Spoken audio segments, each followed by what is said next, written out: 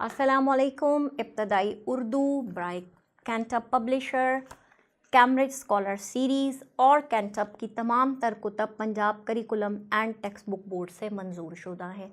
याद रखिए कैंटब का नारा है वन करिकुलम वन नेशन। और जो हमारा आज का सबक है, आज का जो उन्वान है वो है हरफ मीम का तारुफ।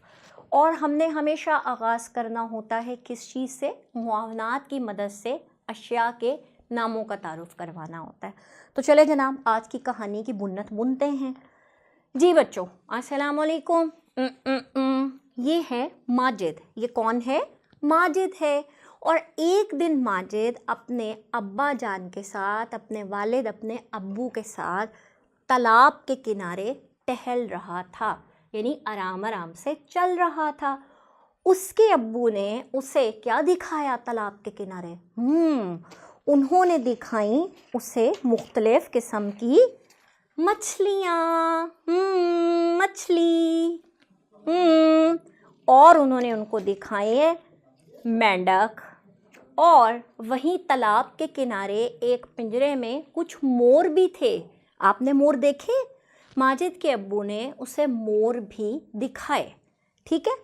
फिर जब वो घर वापस आ रहे थे तो उन्होंने एक रेड़ी वाले से क्या लेकर खाया? मूलियाँ लेकर खाईं। क्या लेकर खाया? मूलियाँ लेकर खाईं। माजिद कहाँ था? तालाब के किनारे। और माजिद के अब्बू ने उसे क्या दिखाया? मछलियाँ और मेंढक। और पिंजरे में क्या था? मोर। और उन्होंने वापसी पे क्या खाया? मूली खाई। शाबाश। चले जनाब, अब आप सबसे पहले तो ये करें, आप अपने बाएं हाथ के ऊपर अपने दाएं हाथ को इस तरह से रखें, यूं ऐसे, और ज़रा मछली तो बनाएं। चलें, और ज़रा मछली को तैरने भी दें। अब हम गाएंगे मछली का एक गीत। तैयार हैं आप लोग? चले गाइए।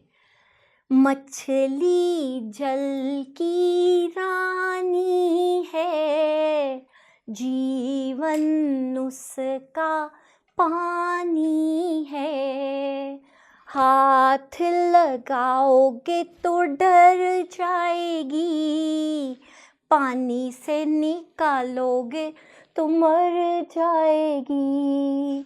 मछली को पानी में रहने दो, जीवन उसका पानी है। शाबाश। तलबा की हौसला अफजाई कीजिए। अब उन्हें कहिए कि वो ज़रा अशिया के नामों पे गौर करें और आपको बताएं कि इन अशिया के शुरू में, नामों के शुरू में कौन सी आवाज़ सुनाई दे रही है। जी बच्चों, मूली, मोर, मेंढक, मछली। शुरू में क्या आवाज़ आ रही है? क्या आवाज़ आ रही है? माँ। जी जनाब। और माँ किसकी आवाज़ है? माँ आवाज़ है हरफ मीम की। मीम। मीम कहता है माँ। मछली। मीम कहता है माँ। मोमबत्ती। मीम कहता है माँ। मूली। मीम कहता है माँ। मेंढक। मीम कहता है माँ। मोर। अब आप क्या करें कि तख्ता तहरीर पर मुख्तलिफ हरूफ को लिखें। तलबा की हौसला अफजाई करें कि वो आएँ और हरफ मीम के गिर्द दायरा बना दें। फिर आप क्या कर सकते हैं कि आप मुख्तलिफ फ्लैश कार्ड तलबा के दरमियान तकसीम करें। उन्हें कहें कि ज़रा तस्वीर को गौर से देखें। अगर तस्वीर के नाम के शुरू में माँ की आवाज़ आ रही है, जैसे मोर, माँ, तो फिर वो क्या करें? अपने फ्लैश कार्ड को अपने सर के ऊपर कर दें ऐसे। और आप तलबा की हौसला अफजाई करें कि वो ज़रा कमरा जमात में मौजूद अशिया को गौर से देखें और माँ से शुरू होने वाली अशिया के नाम बताएं।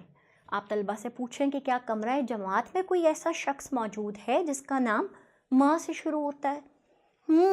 मेरा नाम माँ से शुरू होता है, मदीहा। इसके बाद आपने क्या करना है कि किताब के सफ़े का तारुफ करवाना है। तलबा को इन अशिया के नाम पढ़ने सिखाने हैं। मुर्गी, मेंढक, मोर, मोमबत्ती। उसके बाद आपने तलबा को हवा में मीम लिखना सिखाना है।